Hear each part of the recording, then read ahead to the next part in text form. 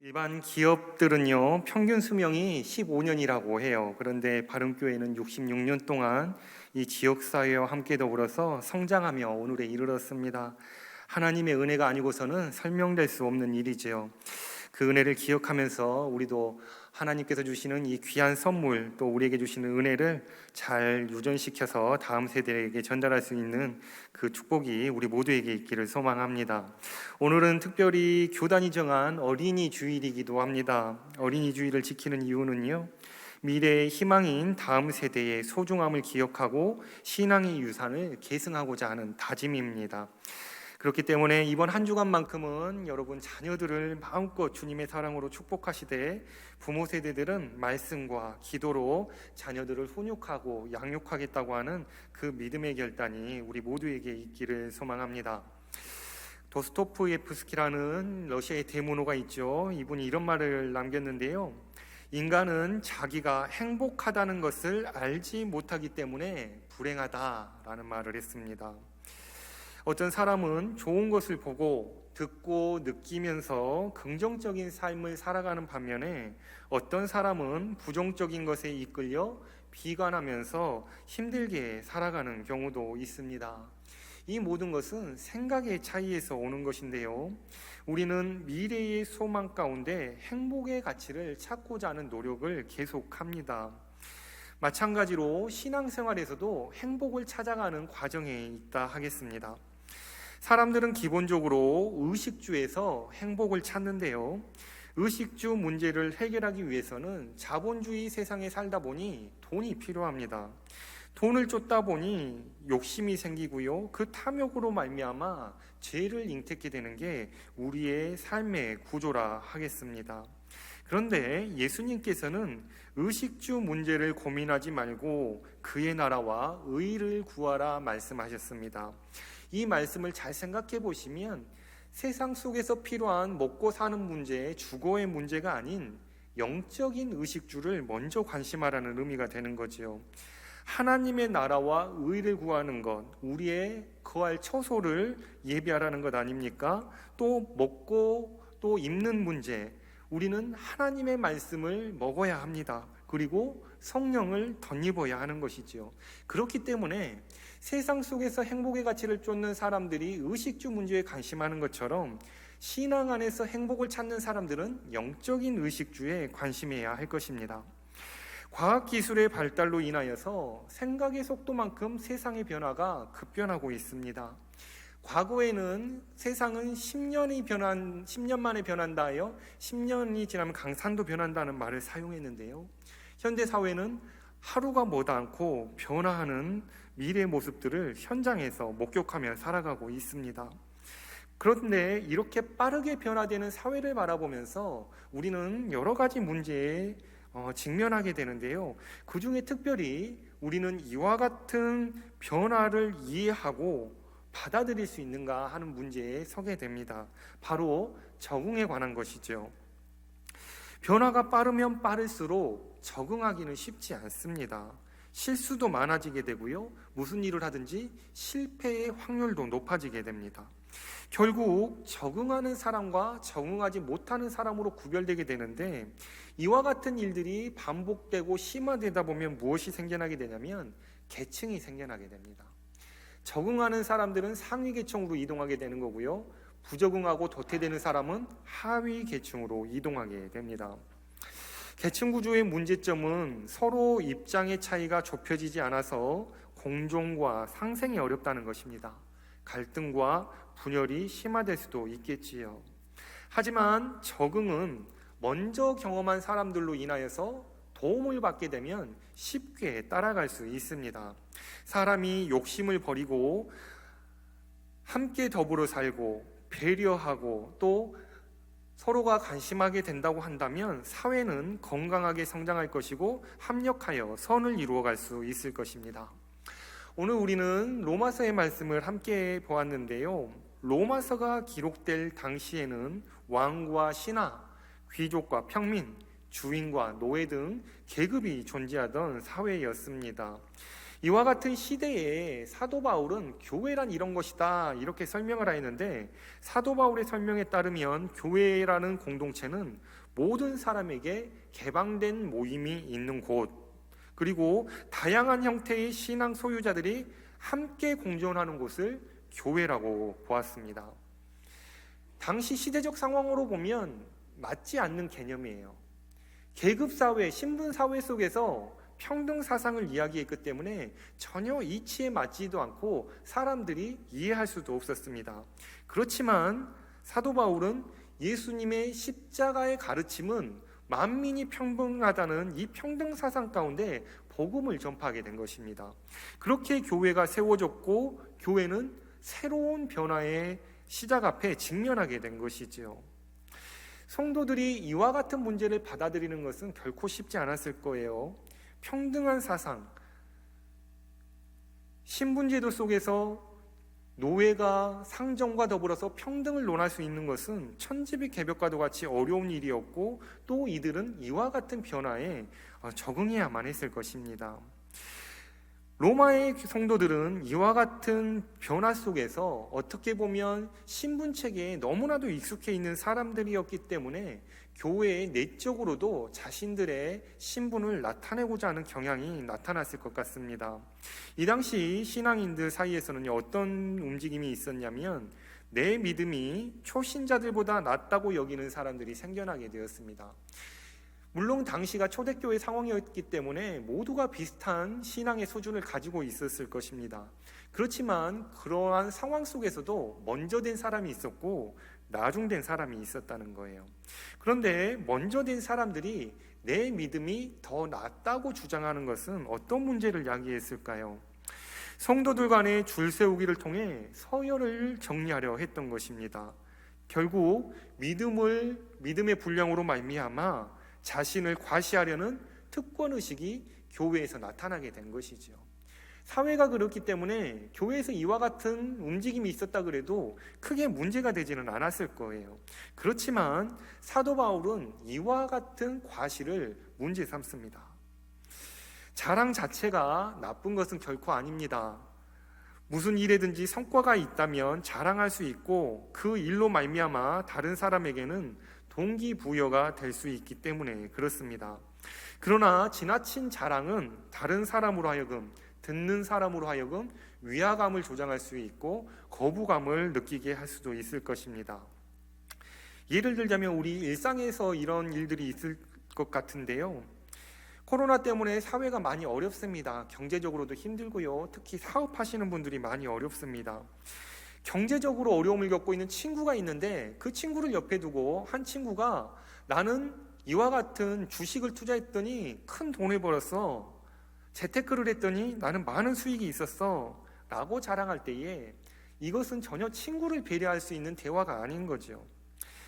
또 어떤 가정에는 재수생을 둔 부모가 있고 대학을 다니고 있는 자녀를 둔 가정도 있을 것입니다. 그 가정들이 함께 만나서 대학 간 자식을 자랑하게 된다고 하면 재수생을 둔 부모님의 마음은 굉장히 불편할 거예요. 자랑에도요, 때가 있고 또 함께 공감해야 될 수 있는 장소가 있을 것입니다. 신앙생활에서도 마찬가지일 거예요. 우리는 은연중에 자기의 믿음을 자랑할 때가 있습니다. 나의 기도 생활, 때로는 나의 찬양 생활, 아니면 내가 헌신하고 봉사했던 지난날의 시간들을 자랑할 수 있을 것입니다. 그렇지만 교회 공동체 안에는 믿음의 분량이 많은 사람이 있는 반면에 또 새롭게 출발하는 초신자도 있다는 것을 알게 된다면 우리는 그와 같은 자랑을 자제하고 지양해야 할 것입니다. 신앙의 연륜이 많은 사람과 시작 단계인 사람은 언제나 공존하게 되어 있습니다. 어른이 있으면 아이가 있는 것처럼 믿음의 연륜이 많은 사람과 믿음의 초신자는 늘 교회 안에서 함께 생활하기 때문에 그러한 것입니다. 이와 같은 상황을 바라보는 사도 바울은 오늘 함께 읽었던 말씀 15장 1절에 다음과 같이 말씀하셨는데요. 믿음이 강한 사람이 마땅히 믿음의 약한 자의 약점을 담당해야 한다라는 것입니다. 먼저 믿음이 강한 사람이 연약한 사람을 돌봐야 된다는 거예요. 그런데 여기에서 말하는 약한 자의 약점을 담당하라는 것은 예수님께서 말씀하셨던 말씀에 서로의 짐을 함께 져야 된다라는 의미와 같은 의미로 쓰여진 내용입니다. 그리고 사도 바울은 또 강조하기를 마땅히 담당해야 된다는 거예요. 해도 되고 안 해도 된다고 하는 이런 선택의 문제가 아니라 의무감으로 도와야 한다는 것을 강조하고 있습니다. 그리고 또 이어서 나오는 말씀 가운데 자기를 기쁘게 하지 말라는 거예요. 앞선 세대가 다음 세대를 위하여서 돕고 헌신하는 일을 감당할 때에 자기를 위하여서, 자기의 기쁨을 위하여서 일을 하지 말고 그 상대방의 기쁨을 위하여서 헌신하라는 것입니다. 또 자기 자랑을 하지 말라는 것이에요. 자랑은 우리의 삶 속에서 언제나 있을 수 있습니다. 그리고 또 자랑함으로 인하여서 우리는 기쁨을 누리기도 합니다. 그러나 교회 공동체 안에서 자랑은 복음을 위하여 꼭 유용한 도구가 아니라 오히려 이것은 복음을 방해할 수도 있다는 것을 사도 바울은 지적했던 것입니다. 왜 이와 같이 이 기쁨을 강조하지 말고 자기 자랑을 해서는 안 되냐고 하는 것에 대한 부연 설명으로 이어서 말씀하기를 구원자이신 예수님께서도 자기의 기쁨을 위해서 사역하지 않았기 때문이라는 거예요. 예수님은 온전히 하나님의 기쁨을 위해 순종했기 때문에 예수님의 제자된 우리들도 우리의 기쁨을 위해서가 아니라 하나님의 영광을 위해서 일하는 것이 마땅하다는 것입니다. 사도 바울은 그리스도의 겸손을 본받아 성도의 삶도 겸손한 헌신을 통해 이웃에게는 기쁨이 하나님께는 영광이 되는 삶을 살아가는 그 결단을 우리 모두에게 요구하고 있었던 것입니다. 결국 하나님께 영광을 돌리기 위해서는 우리는 이와 같은 자랑하는 자리에서 한 걸음 물러서야 되는 지혜가 필요할 것 같은데요, 우리의 삶 속에서 그러한 지혜를 얻기 위해서는 노력만으로 되는 것은 결코 아닐 것입니다. 사도 바울은 이와 같은 지혜를 얻기 위하여서 말씀을 가까이 하라고 권면하고 있어요. 그리고 예수님의 가르침과 신앙의 선배들의 가르침에 귀를 기울이라고 권면하고 있습니다. 세상의 풍조대로 살아가는 우리의 모습을 한번 돌이켜보면 사회생활의 목적을 한번 생각해 보시면 좋겠습니다. 사회생활은 어떤 목표를 가지고 일하게 되죠? 그 목표는 바로 이윤 추구에 있습니다. 돈을 버는 거예요. 경제활동을 위해서 사회생활을 하는 것입니다. 지난날의 과거에는 농경문화권에서는 노동력이 있는 사람 몇몇이 나가서 일을 하면 온 가족이 먹고 살만 했습니다. 그러나 현대사회는 그렇지 않죠. 가족 구성원 1명, 2명, 아버지, 어머니가 일해서 될 일이 아닙니다. 자녀 세대까지 산업전선에 뛰어들어서 경제적인 일들을 감당하고 있습니다. 그러한데 모두가 그렇게 열심히 살아가고 열심히 일하고 경제활동을 하고 있는데 내 손에 움켜진 것에 만족하고 계십니까? 그렇지 않다는 거예요. 우리는 행복의 가치를 쫓아서 경제활동에 뛰어들었는데 일을 하면 할수록 행복한 게 아니라 하면 할수록 불행해집니다. 돈이라는 게 그런 거예요. 움켜쥐면 질수록 더 갖고 싶고 더 많은 것을 갖고 싶고, 세상은 그렇게 우리를 유혹하고 옥죄매기 때문에 그곳에서 빠져나오지 못하는 것입니다. 세상을 그렇게 살아가다 보니 반대로 신앙생활의 시간은 당연히 줄 수밖에 없습니다. 세상에서 투자하는 시간만큼이나 줄어드는 게 시간이거든요. 결국에는 신앙도 주님과의 관계도 뒤로 물러나고 있습니다. 나태해져 가고 있어요. 그러다 보니 말씀에서 멀어지죠. 말씀에서 멀어지다 보니 은혜가 사라집니다. 은혜가 사라지다 보니까 기도가 안 돼요. 믿을 수가 없으니 기도가 될까요? 예발 생활에서 점점점 멀어져 갑니다. 인생의 목표와 미래의 소망도 망각하고 비관적으로 포기하는 삶을 살게 되는 거예요. 신앙인들조차도 그렇게 됩니다. 점점 더 불행해지고 점점점 고통의 늪에 빠져드는 이유가 주님 곁에서 멀어지고 있기 때문이라고 인식하는 사람은 많지 않습니다. 사도 바울은요, 성경은 배우고 익힐수록 그 마음속에 하나님의 나라에 대한 소망이 커진다고 하였습니다. 왜냐하면 말씀에는 생명이 있기 때문입니다. 성경 말씀을 신뢰하면 고난 중에도 소망을 포기하지 않으며 풍성한 위로를 경험할 수 있다고 합니다. 왜냐하면 인생은 하나님이 설계하셨기 때문입니다. 그래서 사도 바울은 말씀의 위로로 소망을 가지라고 한 거예요. 우리의 만족을 자랑하면서 위로를 받는 것이 아니라 말씀을 따라가면서 하나님이 이루시는 성과들을 보고 기뻐하라는 것입니다. 하나님께 가까이 간다라는 것은 무엇을 의미하는 것일까요? 결국은 하나님의 능력을 믿는다는 것 아닙니까? 그 능력을 믿는다는 것은 우리에게 약속하신 하나님의 말씀은 반드시 성취된다는 것을 믿겠다는 거예요.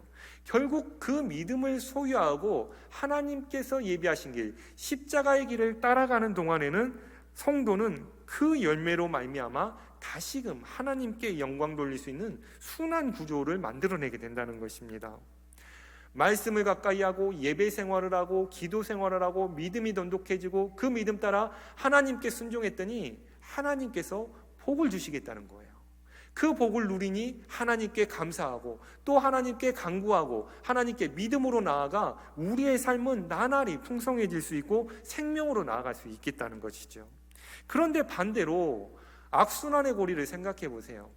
세상에 나아가서 일하고 물질적인 것에 관심하고 세상의 모든 시간을 다 투자해서 하나님과의 관계가 멀어지면 멀어질수록 행복은 사라지고 육신은 세잔해지고 병 들어가고 우리의 인생은 정말로 치닫게 되고 마는 것 아닙니까? 세상을 살아감에 있어서도 도움도 능력이 있는 사람에게 가서 받아야 하는 것이고요, 돈도 있는 사람에게 가서 구워야 합니다. 구원은 하나님께로 나아가야 하는 것이죠. 십자가로 나아가야 합니다. 오늘 우리는 창립주의를 맞이했습니다. 지난날의 과거를 돌이켜보면 바른교회라고 이 지역사회에서 위기의 순간 없었겠습니까? 모두가 믿음으로 십자가의 표대를 바라보고 한 믿음, 한 방향으로 나아왔기 때문에 오늘의 바른교회가 있다고 믿습니다. 결국 우리는 신앙생활 가운데서 사람에게 중심을 두고 사람의 마음을 얻기 위해서 일하다 보면 모든 것을 놓치고 맙니다. 그러나 하나님의 말씀에 잇대어 살아갈 수 있고 하나님의 말씀에 순종하며 나아가게 된다고 하면 그곳에는 늘 부흥이 있고 평강이 있고 행복이 있고 우리에게 주시는 하나님의 은총이 가득 열매 맺게 된다는 사실을 우리는 모두가 깨닫게 되는 것이죠. 이제 우리 교회는 미래 100년을 준비하며 나아가야 할 것입니다. 미래의 주역인 다음 세대를 위해서 교회가 준비해야 될 것을 분명히 고민해야 될 시기에 다다랐습니다. 그런데 우리는 막연하게 신앙의 유산을 물려주자 이런 생각을 갖고 있어요. 그러나 유산이라는 것은 막연히 줄 수 있고 받을 수 있는 것이 아닙니다. 이것은 미래형이지만 어떻게 보면 현재형에 더 가까운 이야기예요. 여러분 가족에게 부모로부터 물려받은 상속을 받으신 분들이 있을 줄로 압니다. 상속을 받고 나면 가정에 반드시 다툼이 생겨요. 물질이 물려지고 나누어지기 때문에 그렇습니다. 그런데 이 문제처럼 다툼이 생기고 문제가 되는 이유가 어디에 있겠습니까? 근본적인 원인을 생각해 보시면 가족이 화목하지 않은 데서부터 오는 어려움이었다는 거예요. 결국 신앙 공동체도 마찬가지입니다.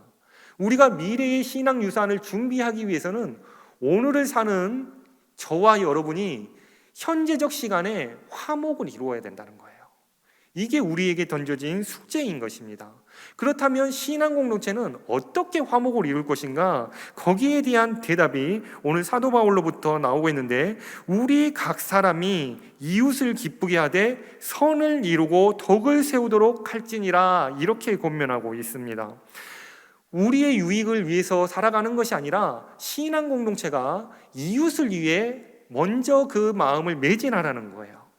기성세대와 신앙에 먼저 된 자들이 새 가족을 위하여서 관심하고 그 기쁨을 전달해주기 위해서 준비하라는 것입니다.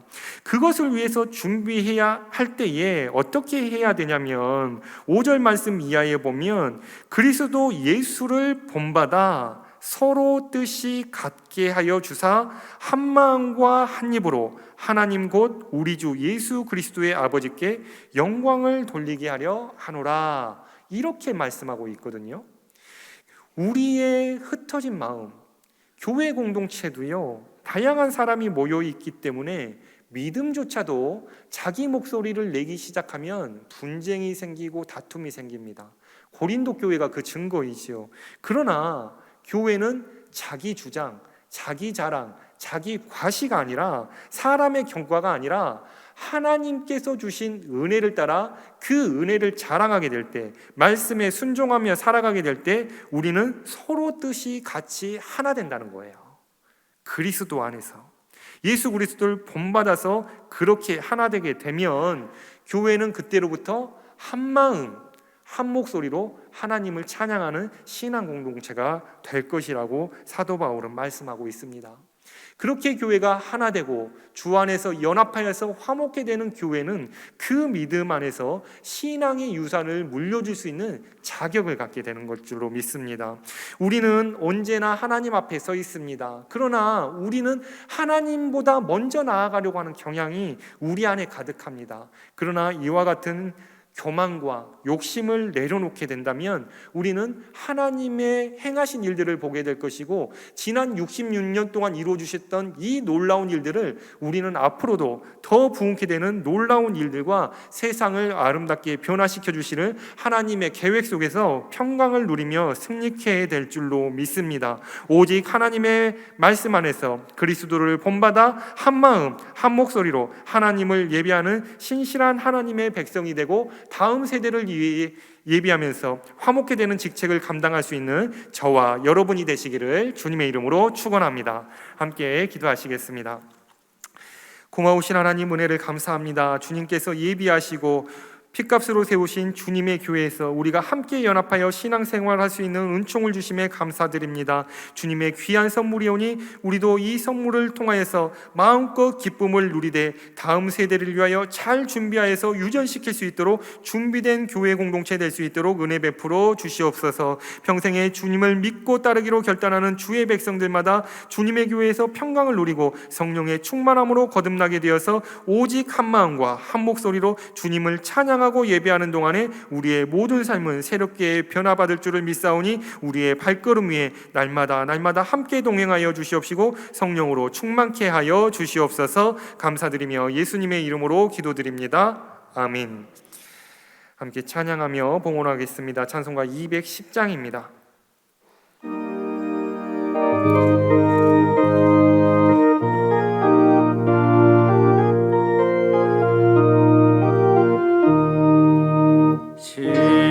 시온성과 같은 교회 그의 영광 한없다. 허락하신 말씀대로 주가 친히 세웠다. 한석 위에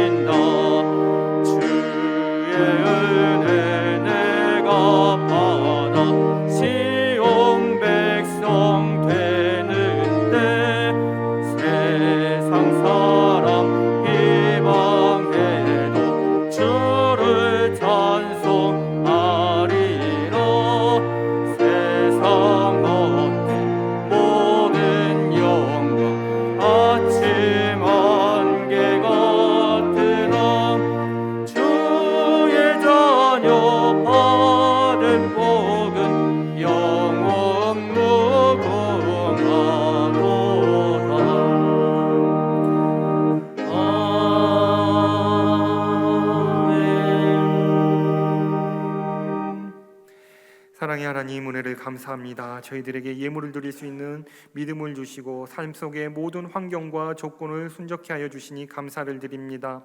주님께로부터 받은 것을 선별하고 구별하여서 감사로 드려오니 주님 기뻐 받아 주시옵시고 이 예물이 쓰여지는 모든 곳에 주님의 생명의 소생함을 우리가 함께 보게 하여 주시옵소서. 물질도 드리지만 시간과 정성과 모든 헌신도 함께 드립니다. 간구의 소원도 올려드립니다. 우리의 모든 소원 위에 믿음 가운데 응답하여 주시옵시되 주님의 뜻을 이루며 살아가게 하여 주시옵시고 생활에서 오직 그리스도의 복음 증언자의 사명을 감당할 수 있는 우리 모두가 되게 하여 주시옵소서. 늘 풍족히 채워주신 은혜에 감사드리며 예수님의 이름으로 기도드리옵나이다.